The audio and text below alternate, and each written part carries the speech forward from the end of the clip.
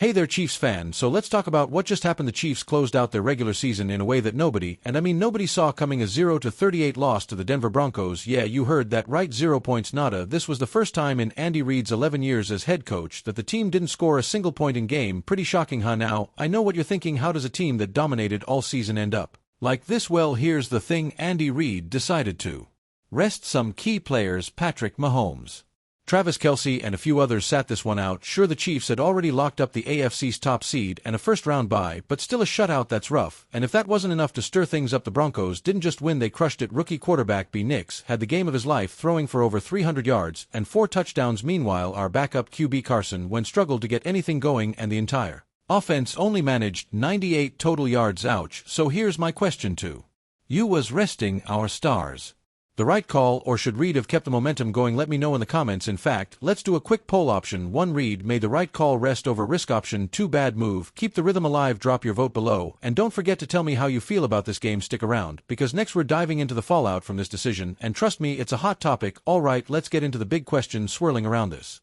game. Did Andy Reid intentionally rig the playoffs? Yeah, it's a bold claim, but social media was absolutely on fire after this one. Fans, analysts, and even former players didn't hold back. Let's set the scene by resting Mahomes, Kelce, and other key players. Reid essentially handed the Broncos win that didn't just boost Denver into the playoffs for the first time since 2015, it also knocked out both the Bengals and the Dolphins. Coincidence? Maybe, but if you've been paying attention to the Chiefs-Bengals rivalry, you know why people are suspicious. Former quarterback Robert Griffin III chimed in on Twitter, saying Chiefs did everything they could to make sure the Bengals didn't playoffs. My God, ouch. And he wasn't alone. One fan went as far to call Reid's move illegal in sports, demanding he be fined or even fired. Harsh, right? But let's be real for a second. The Chiefs had nothing to gain from this game. They were already sitting pretty with a 15-2 record, and the AFC's top seed. Why risk injuries when the stakes are so low? Some fans argue Reid was playing it smart, focusing on the bigger picture, playoffs. So what do you think? Was this a genius move to preserve the team's health, or was it a shady way to manipulate the playoff picture? Here's a vote for you. Option 1, smart strategy, protect the team for playoffs. Option 2, play to win. Every game match matters. Drop your thoughts in the comments, and let's keep the debate going. But hey, this controversy isn't just about strategy, it's perception. When fans see a powerhouse like the Chiefs losing 0-38, it sends shockwaves, and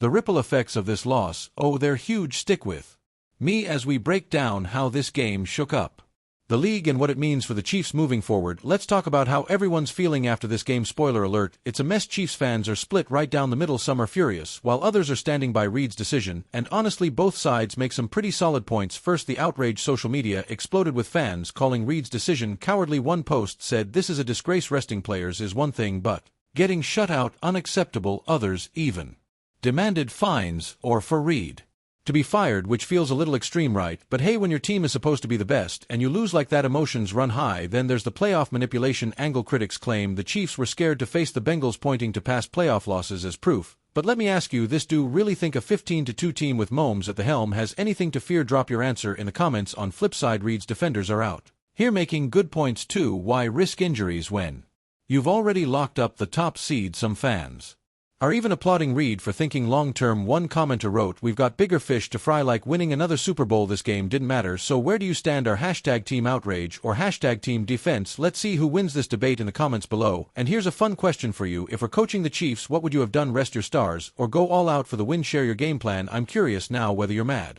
or just shrugging this one off. There's no denying this game has left fans buzzing. But the fallout didn't stop there. Up next, we're diving into the travel nightmare that turned an already rough weekend into a full-blown disaster. Stay tuned. If you thought the Chiefs' weekend couldn't get any worse after that shutout, think again. On top of the lost team faced a travel disaster that turned the mile-high city into their unexpected home for the night. Here's what went down after the game. Chiefs were supposed to head back Kansas City, but Mother Nature had other plans. A massive blizzard rolled through the Midwest, shutting down Kansas City's airport and leaving the team stranded in Denver. Can you imagine being stuck in the same city where you just suffered your worst loss of the season? Talk about a rough night. The conditions were brutal: 40 miles per hour winds, up to a foot of snow, and near wide-out visibility. The team didn't even leave their hotel until 8:30 the next morning, and get this, their travel troubles actually started before the game. Team's flight to Denver was delayed for hours because of ice and malfunctioning. De-icing equipment, some planes were even diverted to Omaha. What a mess. So does this mean for the Chiefs? Well, travel disruptions can mess with the team's rhythm and preparation, especially heading into the playoffs. Do you think this added chaos could impact their performance? Let me know in the comments. Also, here's a question for you. What's the worst travel experience you've ever had? I'd love to hear your stories. Maybe they'll make the Chiefs feel a little better about out there's now as bad this weekend was. The Chiefs still have their eyes on the prize, the playoffs, but after all this rest and all this rust, can they bounce back? Stick around, because next we're breaking down how Reid's gamble might play out in the postseason. Alright Chiefs fan, let's talk playoffs. With the AFC's top seed secured, the Chiefs now have a first-round bye and some extra time to prepare. But here's the big question: did Andy Reid's decision to rest key players give the team an advantage, or will it backfire? On one hand, rest is a powerful tool. The playoffs are a grind, and keeping players like Patrick Mahomes and Travis Kelce fresh could be the edge. Chiefs need to make another Super Bowl run. Think about it. Why risk an injury in a game that doesn't affect your standing? Reid's approach could be a masterclass in long-term strategy, but there's a downside: rust. By the time the Chiefs take field in the divisional round, it will have been nearly a month since Mahomes and the starters last played a full-speed game, and we all know how important rhythm and momentum are in football. Could this extended break leave the team a little too relaxed? What do you think? Did the Chiefs make the right call by prioritizing rust, or is rust going to be? While we're debating rest versus rust, let's not forget the Broncos. Their win didn't just shake up the league, it marked a potential turning point for their franchise. Next up, we'll take a closer look at how their resurgence could impact the Chiefs' path to Super Bowl. Stay tuned. Alright, let's shift gears for a moment. The Broncos didn't just win on Sunday, they made a statement after years of struggling. This team looks like they're finally turning things around, and as much it stings to lose to a division rival, you've got to admit they've earned their spot in the playoffs. The star of show rookie quarterback Bo Nix, this guy was unstoppable, throwing for 321 yards and 4 touchdowns against one of the toughest teams in the league. If Broncos can build on this momentum, they might a serious threat in the AFC for years to come. So what does this mean for the Chiefs? Well, it's been a while since Denver was a real contender, but this win could reignite the rivalry. Imagine Mahomes and Nix going head-to-head in high-stakes games for seasons to come. Sounds exciting, doesn't it? Here's a question for you. Do you think the Broncos are back as serious contenders, or was this just a fluke? Let me know in the comments, and don't hold back as we head into the playoffs. One thing's for sure, this season has been full of surprises, from the Chiefs' dominance to their shocking shutout, and now the Broncos' resurgence. It's been a roller coaster ride, but hey, that's why we love football, right? Thanks for sticking with me today. Don't forget to like, comment, and subscribe for all things Chiefs. See you in the next video. Go Chiefs! Hey there Chiefs fan, as we kick off 2025, it's a perfect time to check in on the Kansas City Chiefs and see how things are shaping up as we head into the playoffs. You know, the Chiefs are still one of the NFL's most dominant teams, sitting pretty at 15-1 as we approach Week 18. Pretty impressive, right? The excitement is building up, and you can practically feel the energy in air as fans, including yourself, are eagerly anticipating what could be another Super Bowl run. But before we get too ahead of ourselves, let's take a step back and look at what's coming next. The offseason now. We all know the Chiefs have some tough decisions ahead, with expiring contracts, player performance issues, and of course the financial challenges of a tight salary cap. There's going to be some shakeups in a roster, not to mention Brett V and the team's front office are already making strategic moves to position the squad for another shot at the title. It's going to be interesting to see who stays and who may be shown the door as they prepare for the postseason. But before we dive into the potential changes and new acquisitions, I want to ask for a quick favor. If you enjoy these updates and want to support the channel, please hit that like button. It really helps us out and keeps the content rolling. Now, speaking of those key roster decisions, let's start with Nick Bolton, a cornerstone of the Chiefs' defense. Despite battling through a wrist injury in 2023 that kept him out for 9 games, he's come back strong this season. He's been a beast: 73 solo tackles, 6 defended passes, 3 sacks, an interception, and a forced fumble. Pro Football Focus even ranks him highly among the league's linebackers. But here's the catch: his rookie contract is up, and with just $21.3 million in cap space, the Chiefs face some tough decisions on whether they can keep him around. Now, I've got a question for you. Do you think the Chiefs should go all in to keep Nick Bolton, or is it time to move on and free up cap space for other needs? Let me know your thoughts in the comments below. Alright, Chiefs fan, let's dive into some more roster decision visions. While we've got a star like Nick Bolton facing contract questions, there are other key players whose future with the Chiefs could be in doubt. Let's start with Justin Watson. You may remember that huge moment in Week 17 when he hauled in 2 catches for 60 yards and a game-winning touchdown against the Steelers. That was a highlight, but unfortunately it hasn't been the norm for Watson this season. He struggled to make a consistent impact on the field, failing to surpass 30 receiving yards in most games, with the Chiefs needing to revamp their wide receiver core, it seems.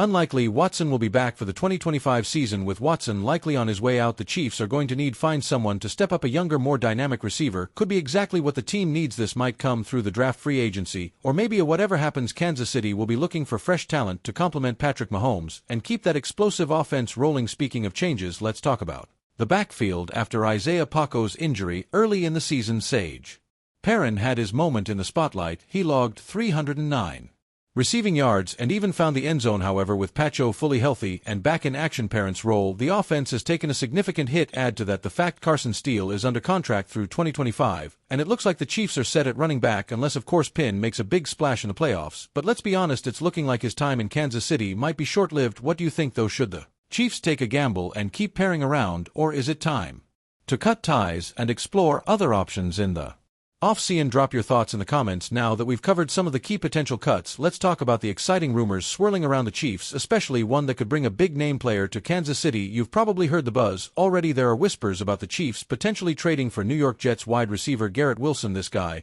has been an absolute beast, even with the Jets' constant quarterback carousel. Wilson's numbers are hard to ignore. In 2023 alone, he posted 97 catches for 1,592 yards and 7 touchdowns. That's a standout season by any measure, and at just 24 years old, he's only going to get better. But why would the Chiefs be so interested in Wilson? Well, let's be real for a second. Outside of Xavier Worthy, the wide receiver group has been hit or missed this season. Travis Kelce is still an absolute force, but he's not getting any younger, and Kansas City needs to start thinking about the future. Wilson could be the perfect addition to keep Chiefs offense at an elite level and ensure Mahomes has another reliable weapon to work with. Now, here's the kicker. There are some factors that could make a move for Wilson realistic. The Jets are in a bit of turmoil with their quarterback situation, and it's not out of the question that Wilson could request a trade. The Chiefs would likely need to pull the trigger on a deal sooner rather than later if they want to get ahead of the competition, especially if the Jets bring in a new GM who could see Wilson as trade bait to secure a franchise quarterback. What do you think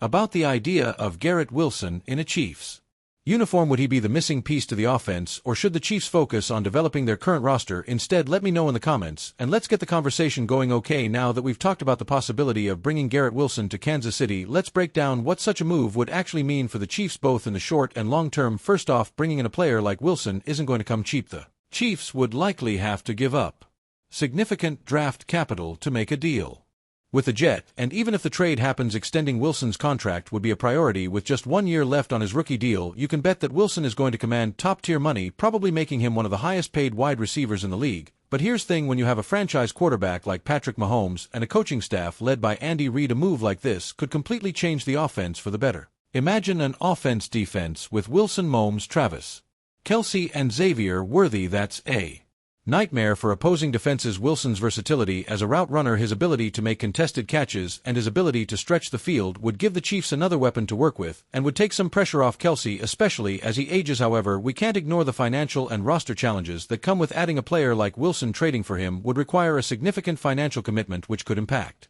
the team's ability to fill other roster needs. The Chiefs would also need to ensure they don't sacrifice depth in key areas like the defensive line or the secondary to make room for Wilson's salary. It's going to take some careful planning to make sure this kind of move doesn't compromise the team's long-term sustainability. What's your take on all this? Do you think the Chiefs should go all in on Wilson, or do you have concerns about the financial and roster implications? I'd love to hear your thoughts in the comments. Alright, Chiefs fan, now that we've broken down the potential acquisition of Garrett Wilson, let's talk about the broader picture of Kansas City's offense and how it might evolve over the next few seasons. The Chiefs have been an offensive powerhouse for years, with Patrick Mahomes leading the charge and Travis Kelce acting as the ultimate safety net. But as we all know, time doesn't stop, and we've seen a few hints that the Chiefs' offensive corp could be shifting soon. Kelce, as great he is, isn't going to be around forever, and the Chiefs are already starting to think about life after him. That's where a move for Wilson becomes even more important. Wilson could be the future of the Chiefs' passing game, stepping into a leadership role alongside Mahomes. Imagine the two of them teaming up for years to come. Mahomes arm Wilson's speed, and both of them having the football IQ to outsmart defenses. It would keep the Chiefs' offense at the top of NFL for a long time. Plus, with younger receivers like Xavier Worthy and Rashee Rice already showing potential, the team could be set for the long haul. But beyond just players, this is also about the team's overall strategy. Brett V. and the front Office have been masterful at maintaining a balance between winning now and planning for the future. They've built a roster that's deep and talented with the flexibility to make moves when needed. So while trading for Garrett Wilson could be a risky financial move, it's also a strategic one that could keep the Chiefs' offense lethal for years to come. So what do you think the future holds for the Chiefs' offense? Do you believe adding Wilson would solidify their dominance for years, or should they focus on other areas to ensure long-term success? Drop your thoughts in the comments and let's dive deeper into this.